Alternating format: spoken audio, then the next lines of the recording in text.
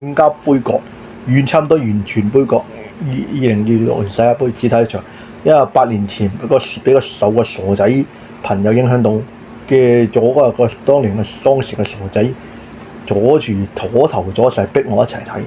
結果阻住我休息，結果4年之後亦就即係到2022年卡塔爾世界盃，就我只係睇咗幾場，個傻仔都係繼續受個傻仔騷擾，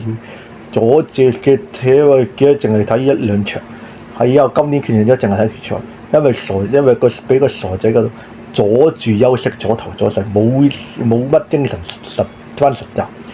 因為今年嘅世界盃嘅嘢係完全係夜顛到時間，全部都係美國嘅，全部香港凌晨，美國嘅夜晚或者晏晝打，所以叫做完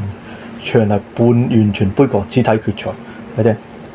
有個傻仔警告，係啊。同埋兼且今年48隊，第二樣